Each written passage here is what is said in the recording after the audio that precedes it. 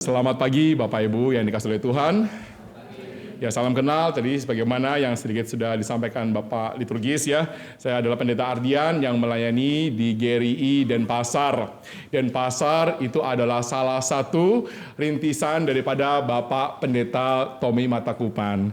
Ya, jadi salam hangat ya dari keluarga di Denpasar untuk Bapak Ibu sekalian. Ya, saudara, saya mengajak kita untuk boleh merenungkan satu bagian firman Tuhan yang diambil daripada Yakobus pasal yang ketiga, ayat yang pertama sampai dengan ayat yang ke-18. Yakobus pasal yang ketiga, dari ayat yang pertama sampai dengan ayat yang ke-18. Saya mengajak kita untuk boleh membacanya secara bergantian. Saya baca bagian yang ganjil dan dengan kasih saudara saya undang untuk boleh membaca bagian yang genap. Yakobus pasal 3 ayat pertama sampai 12 ya. Dosa karena lidah. Saudara-saudaraku, janganlah banyak orang di antara kamu mau menjadi guru. Sebab kita tahu bahwa sebagai guru kita akan dihakimi menurut ukuran yang lebih berat. Silakan. Sebab kita semua bersalah dalam banyak hal. Barang siapa tidak bersalah dalam perkataannya, ia adalah orang sempurna, yang dapat juga mengendalikan seluruh tubuh. Kita mengenakan kekang pada mulut kuda, sehingga ia menuruti kehendak kita. Dan dengan jalan demikian kita dapat juga mengendalikan seluruh tubuhnya.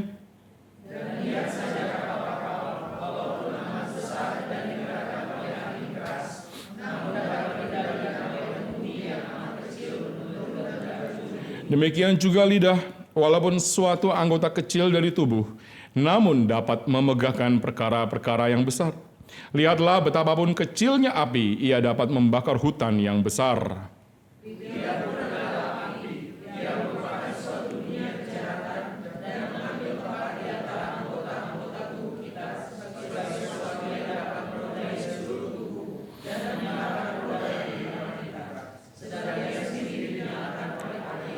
Semua jenis binatang liar, burung-burung, serta binatang-binatang menjalar dan binatang-binatang laut dapat dijinakan dan telah dijinakan oleh sifat manusia.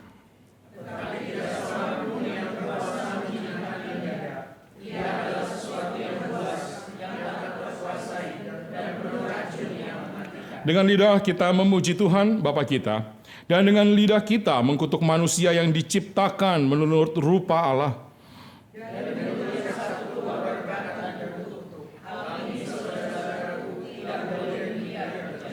Adakah sumber memancarkan air tawar dan air pahit dari mata air yang sama? Saudara-saudaraku, adakah pemanah dapat menghasilkan buah zaitun, dan adakah pengambul dapat menghasilkan buah? Demikian juga mata air tidak dapat membakar. Kembali saya mengajak kita untuk sedikit lagi membuka bagian Alkitab di Matius pasal yang ke-12, Bapak Ibu. Matius pasal 12. Mari kita membaca dari ayat yang 33 sampai dengan ayat 37. Kembali kita membacanya bergantian. Matius pasal 12 ayat 33 sampai 37, dan di ayat yang ke-37 saya mengundang kita membaca bersama-sama. Jikalau suatu pohon kamu katakan baik, maka baik pula buahnya. Jikalau suatu pohon kamu katakan tidak baik, maka tidak baik pula buahnya, sebab dari buahnya pohon itu dikenal.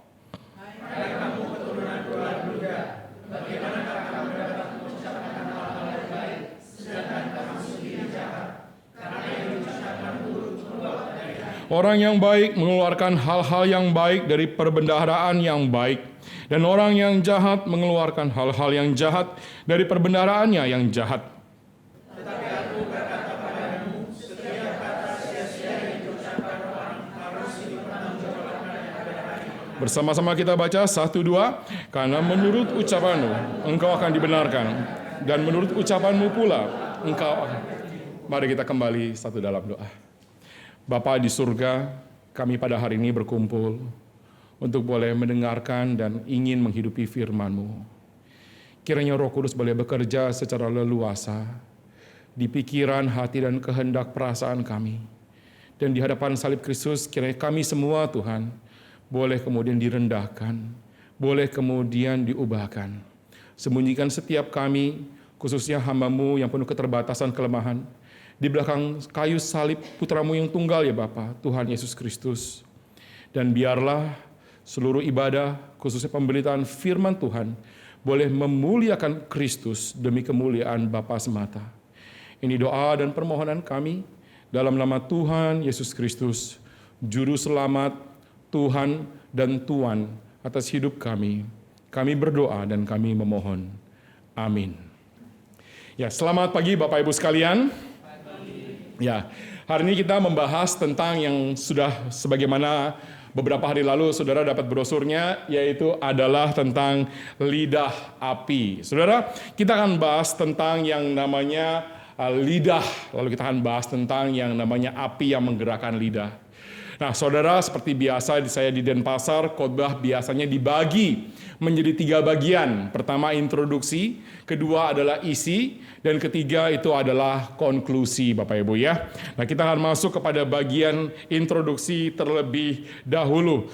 Saudara dikasihi oleh Tuhan, ya, dari kalimat Tuhan Yesus dalam Injil Matius maupun surat Yakobus, ya, kita diingatkan, saya percaya kita diingatkan, bukan baru tahu. Ya, saudara sepertinya sudah tahu tentang bahaya lidah. Kita diingatkan bahwa yang namanya lidah, saudara, itu adalah bukan perkara kecil, perkara besar, saudara.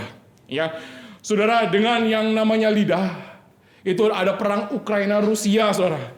Karena yang namanya lidah, saudara, itu yang namanya bangunan besar, benteng besar itu dirubuhkan. Dengan yang namanya lidah sama juga. Itu bangunan indah diciptakan. Kita tahu sama-sama ada bangunan yang sangat indah di Jakarta, Kemayoran, RMC begitu ya. Apakah dibangun dengan uang? Salah satunya. Apakah dibangun dengan beton, saudara? Iya, itu juga, saudara. Tapi pertama-tama itu dibangun, saudara, dengan lidah yang kemudian oleh hati yang digerakkan dan juga menggerakkan daripada kita semua, saudara. Saudara dikasihi oleh Tuhan. Yakobus itu memperingatkan kepada jemaatnya, saudara. Bahwa apa, saudara? Ya, bahwa yang namanya kata-kata, yang namanya lidah, itu bukan perkara sepele. Makanya dia katakan, guru, jangan ada yang mau jadi guru. Tadi kita sudah baca, kita boleh buka kembali saudara ya, di Yakobus ya, kita bahas Yakobus ya. Jangan ada banyak di antara kamu ya, yang mau menjadi yang namanya guru.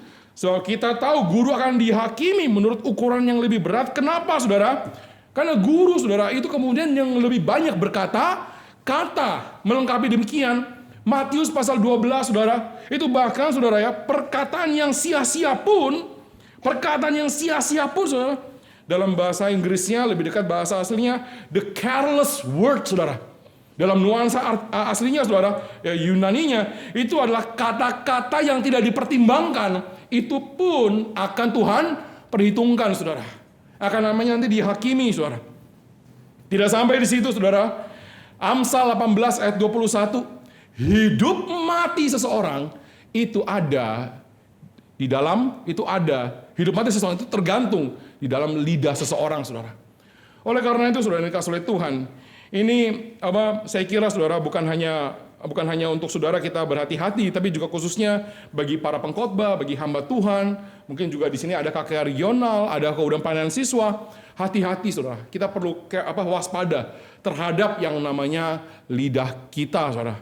Ini, saudara, Yakobus itu kasih surat kayak begini, bukan kepada orang non-Kristen, bukan kepada orang ateis, bukan kepada orang Yahudi bahkan, tapi itu dia katakan, dia tulis kepada gereja Tuhan, saudara. Dan Tuhan Yesus sudah memperingatkan ini bertahun sebelumnya. Kita sudah pernah dengar ini khotbah juga, saya kira pendeta Tommy juga pernah bahas mungkin, saudara. Tapi ini terus ditulis, ini dikhotbahkan. Kenapa, saudara? Karena kita pun tidak luput daripada yang namanya perkara lidah. Saudara dikasihi oleh Tuhan, ya, termasuk yang namanya hal bercanda, saudara. Saya bukan bilang kita tidak boleh bercanda, karena orang Reform kan serius sekali gitu kan ya. Bercanda ada tempat, saudara. Tapi bercanda pun akan diperhitungkan. Ada bercanda yang memang itu merendahkan orang. Ada bercanda yang mungkin mau membuat orang lain fokus kepada dia. Tapi memang ada bercanda yang memang mau menghibur hati yang lara. Soalnya beda-beda begitu ya. Nah, tapi Alkitab Yakobus dengan jelas mengatakan, setiap kata-kata bahkan yang sia-sia pun akan diperhitungkan, saudara. Ini dia. Saudara, saya lahir itu tahun 80-an, saudara ya. Saya kira juga ada di sini yang lebih senior maupun sejaman dengan saya begitu ya. Kita dulu tuh ada istilah tuh namanya tuh ceng-cengan. Saya nggak tahu ini istilah ini dimengerti nggak ya? Dimengerti, ceng-cengan gitu kan ya zamannya. Kalau zaman hari ini, mohon maaf ini anak-anak yang lebih muda nih. Kita bicara sedikit apa gitu ya, verbal abuse gitu kan ya. Verbal bully gitu ya. Kalau dulu saudara ya, itu ada, ya ini bukan saya bilang benar begitu ya. Tapi dulu kita kayaknya bercandanya kayak ada parah gitu kan ya. Kita sebut anggota tubuh yang cacat gitu ke teman kita gitu kan, itu kayak biasa. Kita ledekan nama orang tua gitu. Ini bukan benar ya, saya nggak bilang ini benar ya. Tapi hari ini saudara sepertinya orang lebih sensitif terhadap yang namanya kata-kata dibanding kita dulu, saudara. Kenapa? Karena orang dulu punya yang namanya etos kayak gini, saudara. Stick and stones can break my bones, but word cannot hurt me. Saudara. Dari SMP sampai SMA, saudara, saya nggak dipanggil Ardian, saudara. SMP SMA mungkin sampai sekarang bibir saya jontor, saya dipanggilnya bibir gitu ya. Bir gitu. Itu dulu biasa aja kita sebut nama bapak orang gitu, ada tatang gitu. Biasa gitu, tapi sekarang kayak gimana gitu kan ya. Karena dulu kita punya ada falsafah, stick and stone can break my bones, but word cannot hurt me, saudara. Ya, tongkat batu bisa lukain tulang atau badan saya, tapi kata-kata cuekin aja sudah. Saudara, ini kita mungkin ya tidak inline atau tidak sejalan, saudara, dengan tradisi Alkitab loh, saudara. Saudara, tongkat batu memang bisa melukai tulang, saudara, bisa mematahkan tulang, bisa. Ya saya tinggal di Priok, saudara ya. Itu saban hari dulu tuh suka tawuran, saudara. Itu bisa bikin bocor kepala tuh yang namanya batu, saudara. Tapi kata-kata itu bisa bikin bocor jiwa, saudara. Stick and stone, saudara, itu hanya bisa sampai di luar. Tapi yang namanya kata-kata, saudara, itu bisa sampai ke relung paling dalam yang nggak bisa dijangkau oleh batu dan kemudian tongkat, saudara. Inilah kenapa, saudara, yang namanya tradisi Yahudi, juga tradisi Alkitab, sangat pentingkan kata-kata. Orang bunuh diri, itu bukan karena nilainya anjlok, bukan karena dia itu kemudian tidak naik kelas, tapi karena kata-kata daripada orang terdekatnya, saudara. Pernikahan bisa hancur, itu dari kata-kata, saudara. Perdamaian bisa jadi, nuklir bisa muncul, saudara. Itu juga kemudian daripada yang namanya kata-kata. Maka hari ini, saudara, di bagian introduksi ini, saya mengajak kita untuk kita boleh kembali memikirkan apa kata-kata kita, saudara. Saudara di Priok, saudara, saya berasal dari Priok, saudara ya. Itu katanya Pendeta Yadi gitu ya. Sama katanya Kompas.com, saudara. Itu daerah paling kriminal di mana di Jakarta, saudara ya. Itu wajar. Kenapa? Dari pertama-tama katanya karena kata-kata juga yang sama membentuk keluargamu, kata-kata yang sama membentuk gereja kita, kata-kata yang sama membentuk daerah kita. Ini bukan masalah individu saja. Kalau kita berdoa kepada Tuhan, Tuhan, datanglah kerajaan-Mu, jadilah kehendak-Mu. Itu bukan dimulai, bahkan jangan-jangan dari tangan kita, bukan. Bukan dimulai daripada kaki kita, tapi jangan-jangan dimulai daripada kata-kata kita. Saudara yang dikasih oleh Tuhan, kita masuk bagian pertama. Kenapa kata-kata itu begitu penting, saudara? Karena saudara dan saya dengan kata-kata membentuk realita. Sekali lagi, dengan kata-kata membentuk realita. Kok bisa, Pak? Iya. Yakobus mengatakan, karena engkau dan saya, saudara, adalah gambar dan rupa Allah-Allah yang kepadanya kita gambarkan dan kita rupakan. Mencipta dengan apa? Dengan jari jemari? Yes. Mencipta dengan tangan lihat manusia? Yes. Tapi sebelum itu dan lebih banyak daripada itu, saudara, saudara, Allah saya, Allah kita membentuk realita dengan yang namanya kata-kata. Inilah kenapa, saudara. Saudara, kata-katanya itu ada kuasa. Mau saudara sekolah, mau saudara itu tidak ada kesempatan sekolah, mau saudara itu profesor, mau saudara itu masih sekolah minggu, saudara. Semua kita gambar rupa Allah, kata-kata kita ada kuasa. Jadi jangan sepelekan kata-kata, saudara. Karena saudara dan saya gambar rupa Allah. Kita pernah tersinggung sama dogi di kompleks, saudara. Saya tinggal di Bali, banyak anjing berseliweran, saudara. Saya nggak ganggu dia tiba-tiba kemudian marah-marah sama saya. Ya saya nggak tersinggung. Kayak dia gonggongannya kayak maki-maki gitu ya. Saya nggak tersinggung, saudara, biasa aja gitu ya. Saudara ada yang pernah tersinggung sama AI? Ada? Misalkan saudara tersinggung sama siapa? Siri yang pakai handphone ya, atau Alexa atau Cortana yang pakai Windows gitu ya. Ada kan sekarang kan zamannya smart home gitu kan ya. Alexa, please turn on the TV gitu ya. Nyalain TV. Nggak mau, lu aja. Tersinggung nggak ya? Atau gini ya, Google Map lah, Google Map. Saya kesini dari Depok pakai Google Map kan ya. Dalam 300 meter gitu kan ya, belok kiri gitu kan ya. Dalam 300 meter belok kanan ke laut aja, misalnya gitu. Saudara, ada yang sakit hati nggak kira-kira? Enggak lah. Kenapa? Itu mereka bukan gambar dan rupa Allah. Tapi coba hari ini Asyir, saudara ya, tidak ada kata-kata. Asyir diam saja lewat next. So, sakit hati, mungkin sakit hati saudara. Jangankan nggak ada kata-kata, nggak ada kata-kata pun bisa yang namanya sakit hati. Kenapa? Karena kita gambar dan rupa Allah. Inilah kenapa saudara ya? Enggak kenapa? Ya, Alkitab mengatakan lidah kita kecil, ya, tapi seperti tali kekang bisa menggerakkan kuda yang perkasa. Lidah kita kecil, tapi seperti kemudi menggerakkan kapal yang besar. Lidah kita kecil, tapi seperti api kecil pun bisa membakar yang namanya seluruh daripada yang hutan, saudara. Dengan lidah, saudara dan saya itu menciptakan kita, saudara, gambar dan rupa Allah. Soalnya kenapa, saudara? Kita waktu mau mendidik anak, saudara, ini kan ada guru sekolah minggu, ada orang tua, hati-hati dengan kata-kata kita. Saya bukan bilang kita nggak boleh ada kata-kata negatif. Di Bali itu kan, ini karena saya dari Bali gitu ya, mohon maaf ini saya pakai banyak konteks. Itu ada banyak, saudara, di kafe lah, di mana lah, di sekolah lah. Jangan mengucapkan kata jangan gitu. Di sini ngomong jangan ya, jangan mengucapkan kata jangan. Ini kayak kontradiksi gitu kan ya. Nah, negatif. Apalagi kita dalam dunia pendidikan misalkan ya. Hati-hati kalau kamu bicara anak tuh, jangan sampai kata bodoh keluar, gitu kan ya. Ya kalau dia sebenarnya pinter, bijaksana, lalu kita katakan bodoh, ya mungkin salah kita salah. Tapi Alkitab sendiri katakan ada istilah kata bodoh kan saudara ya. Hanya saja kita tidak perhatikan kata-kata bodoh itu saudara. Maksudnya gimana? Saudara, bodoh dalam Alkitab saudara itu bukan jongkok IQ, bukan. Orang naik sekolah itu bukan bodoh, orang nggak naik sekolah itu bukan bodoh. Saudara. Bodoh itu bukan masalah bisa hitung atau nggak bisa hitung. Alkitab ada kata bodoh. Inilah kenapa kita juga boleh katakan bodoh kepada anak. Bener, saudara. Alkitab aja bilang, saudara. Emang anak kita nggak baca Alkitab? Baca kan ya. Tapi bodoh dalam Alkitab bukan dia salah, bukan karena dia itu kemudian tidak bisa hitungan, bukan karena dia itu kemudian tidak naik.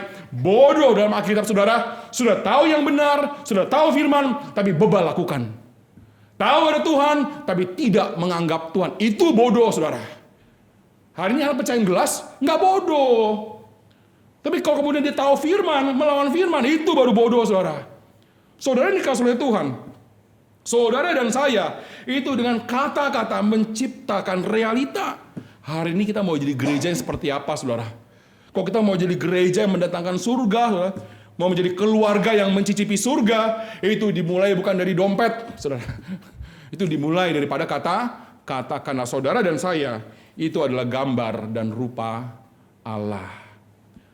Tapi Alkitab juga mengatakan kita poin yang kedua, saudara ya, di tengah dunia kejatuhan kayak begini, saudara, lidah itu kayak racun, saudara. Kata kitab Yakobus, lidah itu kayak racun, saudara. Dan memang racun itu merusak dari dalam kan ya, bukan dari luar kan ya. Kata-kata yang kita keluarkan, saudara, itu bisa membangun dari dalam atau meracuni, merusak, membunuh dari dalam, saudara. Memang betul kata Yakobus, kata-kata itu adalah racun. Saudara mau jadi masyarakat toksik atau masyarakat yang bukan toksik, gitu ya. Ini kan istilah toksik kan lagi booming gitu kan ya. Kita mau jadi masyarakat kayak gimana, saudara? Kita mau jadi umat kayak gimana?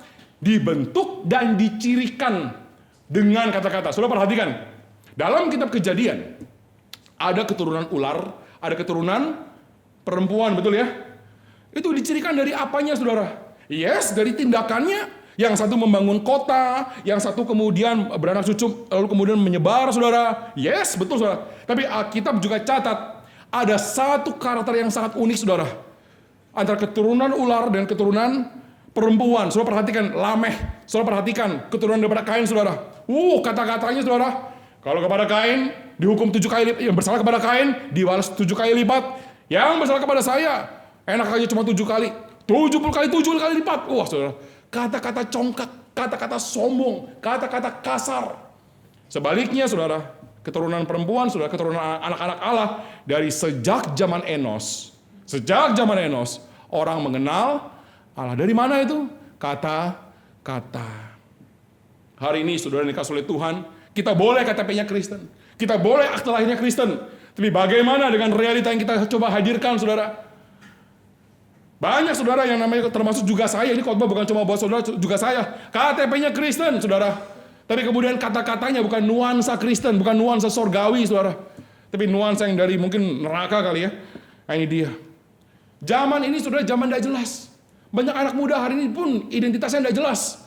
Kamu apa hari ini? Laki atau perempuan? In between, Pak. Di antara, saudara. Ini kan orang kan gender aja dipermasalahkan, saudara ya. Nggak jelas, saudara. Kenapa? Itu saya perhatikan ya. Ketidakjelasan identitas paralel dengan ketidakjelasan kata-kata. Hari ini banyak kata-kata nggak jelas. Santuy lah. Apa galau lah itu apa ya, galau ya, apa ya. Banyak kata-kata nggak jelas lah, saudara. Galau apalah. Nongki, apa itu nongki? Nongkrong gitu kan. Ketidakjelasan kata-kata, paralel dan ketidakjelasan yang namanya bahkan identitas. Banyak orang hari ini nggak jelas hidupnya. Kenapa? Dibentuk oleh kata-kata yang tidak jelas, saudara. Maka hari ini, saudara, dikasih oleh Tuhan, ya, hari ini dalam zaman post-truth, saudara, postmodern begitu ya, itu orang hari ini tidak jelas karena kata-kata itu kemudian diambangkan, tidak jelas, saudara. Itu racun yang pertama. Racun yang kedua, saudara, kita mungkin jelas karena doktrin kita jelas. Kita mungkin jelas, karena kita nggak pakai kata-kata yang bahasa gaul, yang aneh-aneh, yang nggak jelas, saudara. Kita jelas, tapi hati-hati. Jangan-jangan, saudara, juga ada racun dalam kata-kata kita. Yaitu apa? Saudara, kata-kata saudara dan saya, apalagi kita jemaat reform, saudara ya, seringkali memperkatakan yang benar, saudara. Kita adalah gereja yang sangat peduli kebenaran, saudara. Tapi jangan-jangan, kata-katanya benar, tapi tidak ada kasih. Mengatakan kebenaran, tapi tidak ada kasih. Itu pun juga racun dalam kata-kata. Saudara dikasih oleh Tuhan. Ngomong yang benar, saudara, itu sudah pasti harus, saudara. Itu sudah bukan yang namanya kompromi lagi. Dan gereja kita sangat identik dengan mengatakan yang benar. Saudara, kalau di Matius, saudara ya, Tuhan Yesus mengatakan, jika ya katakan ya, tidak katakan tidak. Begitu kan? Kenapa? Orang Farisi bersumpah atas nama bait lah, bersumpah atas nama langit lah. Mereka harus perlu sumpah untuk kata-kata mereka dipercaya. Tidak dengan kamu, kata Tuhan Yesus. Artinya apa? Saudara tahu ya, kalau mau ngomong benar kan disumpah ya. Ada mau bersaksi di pengadilan kan ya. Ini kalau nggak Al-Quran atau nggak Alkitab gitu kan ya. Artinya apa? Kamu disumpah. Soal itu di pengadilan. Orang Kristen, saudara, mau di luar atau di dalam pengadilan, kita selalu ada di bawah sumpah, saudara. Kebenaran sudah menjadi standar gereja reform, saudara. Tapi seringkali kebenaran yang kita katakan menjadi racun, kita katakan tanpa kasih, saudara.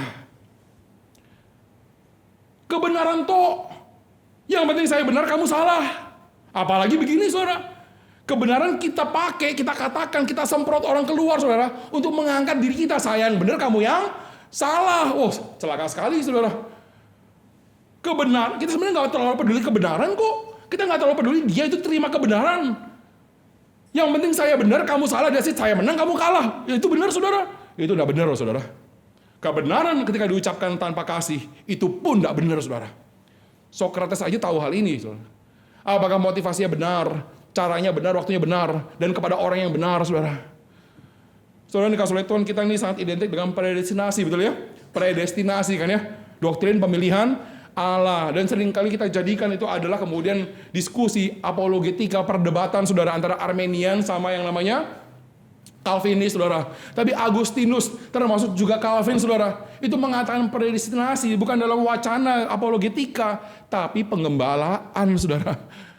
Ini dia, penggembalaan. Orang yang dibuang oleh Katolik, saudara, di luar gereja kehilangan keselamatan. Oh enggak, keselamatan di dalam Kristus dan ada kepastian keselamatan karena Tuhan sudah pilih bahkan sebelum dunia dijadikan.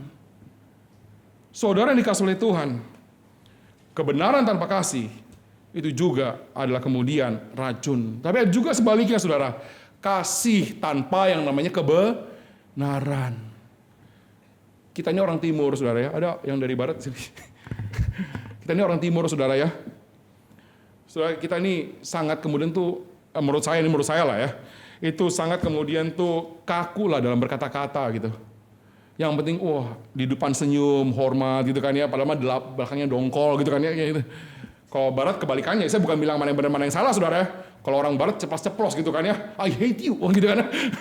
Kalau kita itu kayaknya Kayaknya aku tuh kurang sopan loh Pak. Gitu kan ya. Nah, saya tinggal di Bali saudara ya. Itu orang Bali sendiri. Orang Bali baik yang Kristen maupun yang bukan Kristen. Sama-sama mengatakan Bali itu ramah Pak. Ramah Pak. Ini saya bukan rasis saudara. Ini orang Bali sendiri bilang ya. Kami itu ramah Pak. Senyum di depan. Keris di belakang. Wah ini kayaknya Asia banget nih. Nah saudara dikasih oleh Tuhan. Kita ini jaga kata-kata saudara ya. Mengasihi saudara. Tapi jangan-jangan sama seperti saya juga, saudara, tanpa kebenaran loh saudara. Padahal itu kemudian dia salah, dia terjerumus, tapi karena demi menjaga hubungan dengan dia, kita tidak koreksi saudara, kita tidak tegur saudara. Hati-hati ini jangan-jangan gak kasih saudara. Kita sama teman saudara, sungkan penginjilan. Kenapa sungkan penginjilan? Nanti hubungan renggang kan begitu saudara. Ya, memang kita perlu bijaksana dalam penginjilan itu jelas gitu ya. Tapi coba kita koreksi, kita jaga kata-kata padahal tidak tanpa kebenaran, kita kasihi tanpa kebenaran, itu bukan kasih. Kenapa saudara? Seringkali orang tidak tegur saudara. Itu buat apa saudara?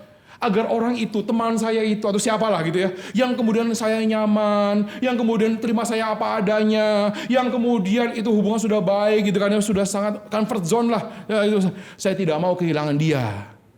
Betul ini mengasihi orang itu? Enggak loh saudara. Kita sebenarnya mengasihi diri kita aja, saudara. Makanya kita tidak mau kehilangan dia. Saudara yang dikasih oleh Tuhan, kasih tanpa kebenaran, itu tidak betul-betul adalah kasih. Tapi celaka, coba-coba zaman ini saudara. Anak muda coba hari ini bagaimana cari komunitas. Gimana anak muda hari ini cari komunitas saudara? Cari komunitas yang nyaman, yang terima kami apa adanya. Di sini kamu tidak akan ditegur, di sini kamu dipeluk, begitu kan ya? Di sini kamu bisa menjadi dirimu apa adanya, dirimu sendiri. Nah, hari ini komunitas anak-anak muda saudara, cari tempat yang kayak gitu. Inilah the safe place, gitu kan ya? Tapi kayak begitu saudara, komunitas yang hanya terima kita apa adanya, sebenarnya itu adalah komunitas paling tidak aman saudara. Dan celakanya banyak gereja kayak gitu. Bahkan satu nabi palsu saya boleh katakan di sini saudara ya, karena ini memang sudah nabi palsu lah, harus ditegur lah ya, yaitu adalah Joel Osteen. Dia mengatakan begini, gereja ini tidak akan ada yang namanya teguran akan yang namanya dosa. Ini adalah tempat aman bagi kalian semua. Wah saudara, celaka saudara. Bayangkan ya kalau ada keluarga gitu ya, ada keluarga, ini adalah zona aman buat kamu anak-anakku gitu ya. Keluarga ini adalah tempat kamu bisa jadi dirimu apa adanya. Mama saya gak mau sekolah. Oh iya, kamu gak akan disalahkan. Mama saya mau bunuh orang. Oh iya, mama itu kebenaran yang kami harus dukung. Mama saya mau bunuh, papa saya mau bunuh diri. Oh iya silakan, kamu gak akan ditegur. Yang paling gak aman kan saudara ya. Saudara ini dikasih oleh Tuhan. Tuhan kita, Tuhannya saudara. Yes, Tuhan yang terima saudara apa adanya. Tapi dia adalah Tuhan yang tidak biarkan engkau apa adanya. Sekali lagi, Tuhan kita adalah Tuhan yang terima kita apa adanya. Tapi Tuhan yang sama adalah Tuhan yang tidak biarkan engkau apa adanya. Ini Tuhan kita saudara. Roma pasal 4 mengatakan, bahkan Tuhan mengasihi kita ketika kita masih berdosa. Tapi ketika kita ditebus saudara, kita ada dalam proses pengkudusan, tidak dibiarkan apa adanya. Bukankah orang tua yang mengasihi anaknya begitu? Bukankah sahabat yang mengasihi sahabatnya juga kayak begitu saudara? Tapi zaman ini adalah zaman relasi dangkal, relasi artifisial saudara. Dan itu masuk dalam gereja, masuk gereja hanya hai sana-sana, hai sana sini saudara. Tapi tidak ada kedalaman relasi. Kenapa? Mengatakan kebenaran tanpa kasih, mengasihi tanpa kebenaran saudara. Maka hari ini saudara ya, sebelum kita tegur, kita kemudian doa dulu. Kita betul-betul pengen mengasihi dia. Dengan cara yang kita gumulkan di hadapan Tuhan, waktu yang kita gumulkan di hadapan Tuhan. Perihal dia dengar saudara, ya gimana? Tapi kita tahu kita mengasihi. Dia tahu, kita sampaikan, kita mengasihi dia saudara. Saudara yang dikasih oleh Tuhan, inilah kenapa saudara ya, penting untuk kita berkata-kata itu kemudian yang memang mendatangkan daripada kerajaan surga. Kebenaran ada kasih ada kebenaran. Tapi zaman ini memang susah saudara. Zaman postmodern itu adalah zaman di mana bukan lagi meragukan kebenaran, tapi mencurigai saudara kata-kata. Bukan hanya meragukan kata-kata. Kalau meragukan kata-kata itu zaman modern, Descartes saudara. Tapi zaman postmodern itu sudah mencurigai suspicious kata-kata. Coba hari ini saudara ya, saudara bilang kepada suami saudara atau istri saudara ya, terima kasih ya Maya sudah menemani Papa selama 10 tahun ini. Atau terima kasih ya Pak sudah boleh kerja keras buat kami gitu ya. Coba hari ini gimana saudara? Mama sakit jiwa? Atau sudah minum obat? Atau padahal itu kata-kata penting loh saudara. Kita bukan mau apa ya, tapi kata-kata itu memang membentuk realita. Saya belajar dari Pendeta Agus, Pendeta Agus Marjanto. Dia pernah ada kasih sharing di retret gitu ya. Di malam yang kemudian itu random gitu ya. Dia ajak anak-anaknya sebelum makan malam saudara, dia bilang kepada anak-anaknya, sekarang sebelum makan, ya terima kasih kepada mama. Bilang terima kasih mama untuk sudah siapkan. Oh indah saudara, indah. Maka saudara dikasih oleh Tuhan hari ini, mari kita belajar saudara, mengasihi dan kebenaran. Mengatakan kebenaran dengan yang namanya kasih saudara. Karena dengan itulah saudara ya, yang namanya kerajaan Allah itu kemudian hadir ya.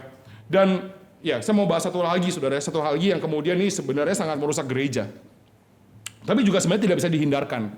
Satu kata yang saudara juga jangan-jangan suka lakukan, nggak ada yang lakukan saudara. Ini bukan cuma dosa jemaat gitu ya. Yaitu adalah kata namanya gosip. Gosip saudara ya. Tahu kan gosip ya? Makin digosok, makin... Nah, saudara, gosip dosa nggak? Dosa kan ya? Jelas, itu jelas ya. Tapi ini saya sengaja memakai kata yang kontroversial, karena gosip pun saudara, itu jangan-jangan bisa ditebus saudara.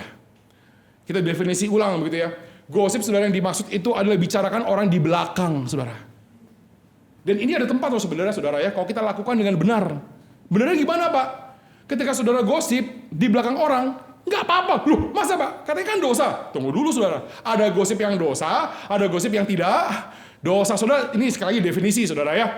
Tapi nggak ada saudara yang namanya orang tidak bicarakan orang lain di belakang. Pasti dibicarakan saudara. Tinggal di belakangnya itu ada niat untuk kemudian mengasihi dan kemudian untuk membenarkan. Ada kebenaran, perjuangan kepada kebenaran atau enggak.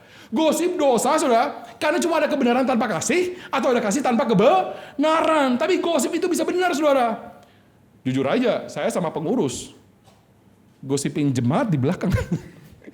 Dan saya percaya Pak Pendeta Tommy saudara dengan pengurus juga bicarakan saudara di belakang.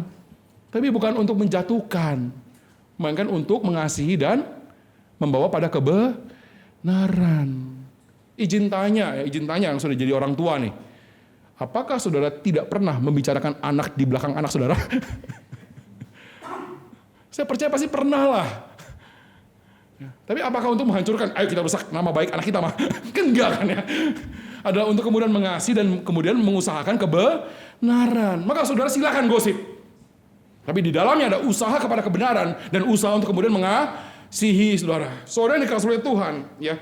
Curhat pun ada tempatnya, tapi juga sama saudara. Ya ketika kemudian yang namanya apakah di situ kebenaran diperjuangkan, kasih dirayakan saudara. Karena kalau tidak saudara, kita berbagian bersama-sama dengan neraka saudara, membawa racun di tengah dunia. Kenapa ada anak toksik? Saya harus adil kan, hari ini bumi kan orang tua toksik kan ya. Padahal juga ada anak toksik gitu kan ya. Mertua menantu toksik, semua toksik. Ada pendeta toksik lah juga sama. Ada jemaat toksik juga, harus adil saudara. Kenapa? Itu dimulai daripada yang namanya kata-kata. Oke Pak, clear Pak. Kata-kata memang kemudian memang merusak Pak. Tapi gimana Pak? Lingkungan saya buruk Pak. Bapak nggak usah ngomong Priuk deh. Mungkin di Buaran mungkin nggak tahu ya. Di mana mungkin juga sama gitu kan ya. Lagi kemudian nggak sengaja mau pelan-pelan ada air habis hujan, pelan-pelan di mobil marah, nyalip, langsung dimaki-maki. Ini gimana Pak? Ya. Saudara, susah memang, susah. Inilah kenapa ada firman Tuhan. Inilah kenapa Yakobus tulis surat. Bukan kepada orang ateis, kepada gereja. Memang sudah ada perjuangan. Dan kita dapati Yakobus ada dan Matius ada dua cara saudara. Untuk kita boleh kemudian mengkuduskan lidah. Yang pertama saudara. Yang pertama. Yaitu adalah Yakobus saudara. Itu pakai yang namanya istilah kemudi. Tali kekang kan gitu kan ya. Kenapa? Karena memang saudara.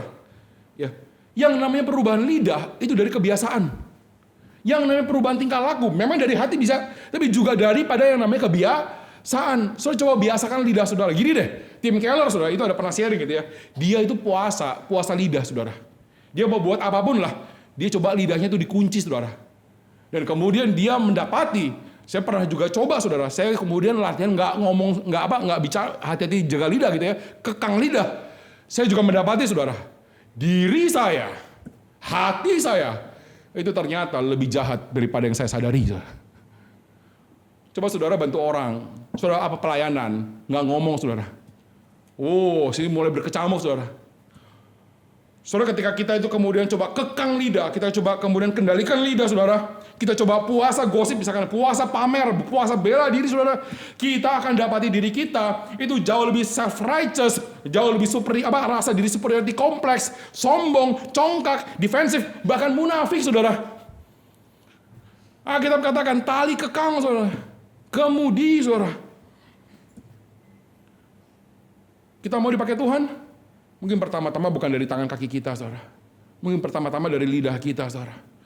Kita mau dipakai Tuhan dengan lidah kita, coba kita kekang lidah kita, saudara. Kita akan dapati, mau jabatannya pendeta kah, mau pengurus jemaat kah, hati kita, saudara, lebih jahat daripada yang kita sadari.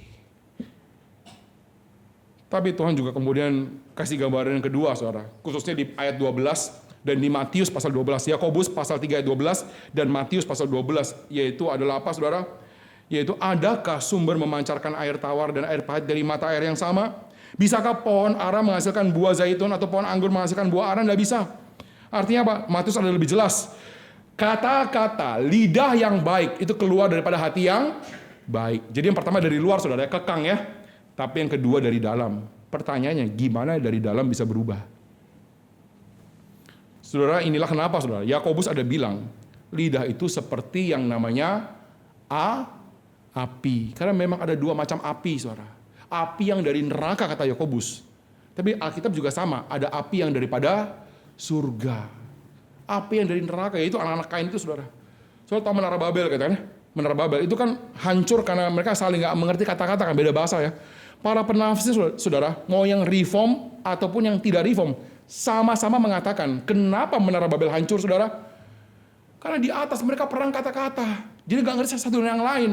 Di atas mau berlomba jadi dewa, makin ke atas mau menuju langit, saudara. Ke atas mereka bangun gitu ya, saling kemudian debat, saudara. Saling kemudian saya yang dewa, bukan kamu, saya. Saling mau menjadi paling, saudara. Akhirnya apa? Berantakan, kemudian gak kemana-mana, saudara. Soalnya dikasih oleh Tuhan, Menara Babel hancur, saudara, karena kata-katanya itu dari api kecongkakan, api Nimrod, api neraka, saudara. Ini dia. Kalau sampai pelayanan kemudian rusak, saudara, kalau sampai kemudian meeting itu yang terjadi itu adalah kemudian sakit hati dan segala macam, saudara ya, bukan karena kemudian kebenaran, jangan-jangan ada lidah neraka, ada api neraka yang mau bangun Menara Babel. Hati-hati, saudara. Tapi Alkitab katakan, saudara, juga ada api dari surga. Kalau Menara Babel, saudara, itu kemudian, tadinya satu bahasa saling nggak ngerti, Tuhan sekalian kemudian pecahkan jadi banyak bahasa. Tapi peristiwa Pentakosta, ada api dari surga, saudara. Kita tahu sama-sama, saudara, banyak bahasa, tapi kemudian saling mengerti. Ada bahasa Parsia, bahasa Galatia, bahasa Mesir, bahkan bahasa macam Galilea, saudara. Banyak bahasa, tapi kemudian saling ngerti. Ini api dari surga. Kenapa? Waktu mereka berkata-kata, saudara, ucapan syukur.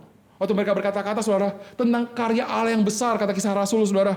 Waktu mereka berkata-kata, saudara, itu tentang yang namanya perbuatan Tuhan dan bukan perbuatan diri, saudara. Dan apakah perbuatan Tuhan itu, saudara, yang mengubah hati mereka dari pengecut menjadi berani, saudara? Apakah kata-kata yang keluar dari para rasul maupun juga pada peristiwa Pentakosta itu, saudara? Petrus itu kasih clue ya. Perbuatan Allah yang besar, saudara, itu adalah peristiwa kayu salib, peristiwa penebusan Kristus. Kalau kita berkata kepada Tuhan, Tuhan, saya mau lidah saya Tuhan pakai. Dan Alkitab katakan iya dari kekang, tapi juga dari hati hati dengan perbenaran yang baik, mengeluarkan kata-kata yang baik, hati yang baik mengeluarkan buah yang baik. Kalau itu bagaimana hati yang baik, Tuhan? Satu, saudara, itu adalah api dari surga. Gimana caranya?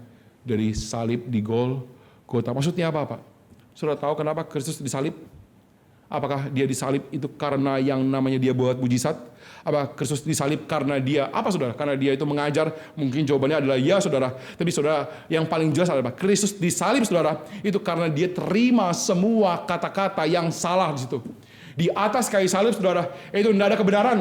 Di atas kayu salib, saudara, semua kata-kata fitnah, kata-kata hujatan, kata-kata paling membencikan, saudara, tidak ada kasih.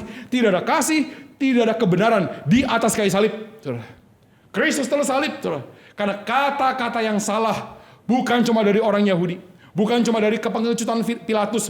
Kristus disalib, tapi dari kata-kata yang salah dan penuh kemudian yang namanya ketidakbenaran dari saudara dan saya.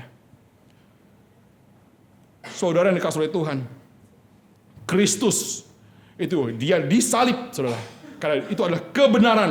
Kristus disalib karena dia mengasihi, menerima semua ketidakbenaran dan menerima semua kemudian kebencian, saudara. Ini yang namanya salib. Hari ini, saudara, kalau kita kemudian mau diubahkan bersama dengan para rasul di Pentakosta, saudara, ya, lihat kepada salib Kristus. Kristus itu kemudian dia disalib, saudara. Dia itu kemudian menerima kata-kata hujatan, saudara, kata-kata makian. Tapi yang dikeluarkan apa, saudara? Bapa, ampunilah mereka karena mereka tidak tahu apa yang mereka perbuat. Dia katakan itu kepada siapa, saudara? Bukan cuma kepada orang Yahudi, tapi kepada saudara dan saya yang kita sering kali dalam hari-hari kita, saudara, mengatakan yang salah, mengatakan yang penuh dengan kemudian kebohongan. Mungkin separuh kebenaran itu juga kebohongan. Kita sering kali, saudara, ingin diakui, ingin dihormati. Kita sering kali, saudara, ingin yang namanya kemudian diterima, saudara. Kenapa? Dengan cara apa, saudara? Mengatakan separuh kebenaran, saudara. Saudara tahu dosa pendeta itu apa, saudara? Saudara tahu dosa pendeta itu apa? Mengatakan, bahkan jangan-jangan juga dalam khotbah, saudara, ya. Saudara, ngomong khotbah yang benar, ngomong khotbah yang bagus, saudara. Tapi jangan-jangan motivasinya juga salah. Untuk apa? Diakui jemaat, diterima jemaat. Dosa? Benar? Nggak benar, saudara. Tapi Kristus di atas kayu salib, saudara. Dia menerima ketidakbenaranmu dan ketidakbenaranku, saudara. Agar apa? Agar hati kita boleh diubahkan. Saudara dikasih oleh Tuhan. Di atas kayu salib, Kristus juga mengalami kediaman Allah Bapa. Saudara tahu penyiksaan yang paling menyiksa di penjara itu apa? Kalau saudara suka nonton film penjara, saudara, hukuman bagi para narapidana yang berbuat jahat di dalam penjara, saudara, bukan pecutan, bukan hukuman fisik. Kalau saudara tahu ya, di apa, saudara? Dimasukkan ruang isolasi. Masih ada sinar lewat sela-sela pintu, masih dikasih makanan.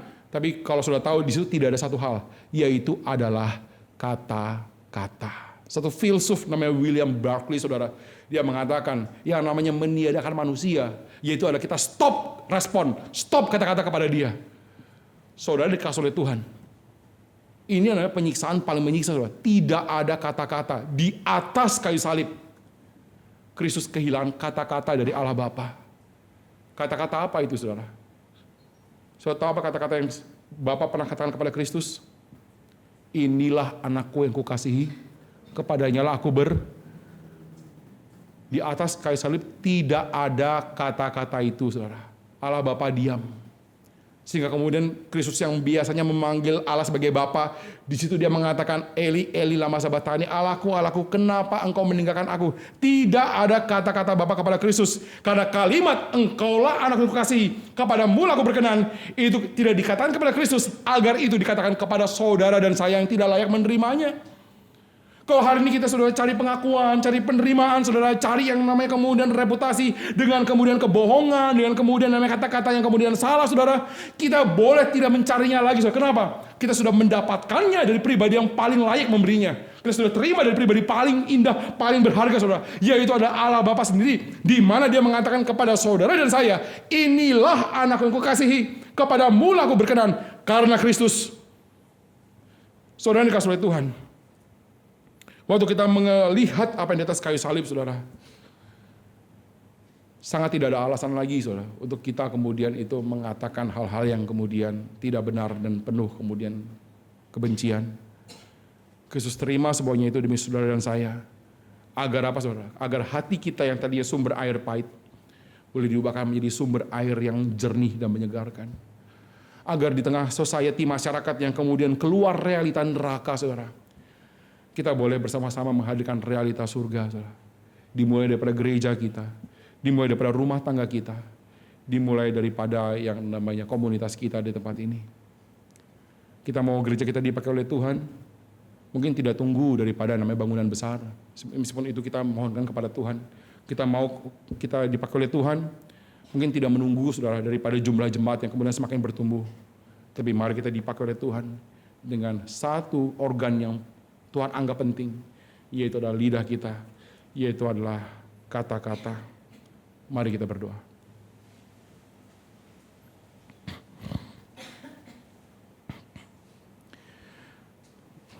Bapa di dalam surga, di pagi hari ini kami diingatkan Tuhan, ada satu bagian yang sangat penting dalam hidup kami, dan itu adalah lidah kami. Ampuni kami Tuhan kalau dalam hari-hari kami, sadar tidak sadar, kami yang adalah anak Tuhan tapi dipakai oleh setan. Dengan lidah kami bukan membangun orang, tapi malah menghancurkan orang tanpa kasih.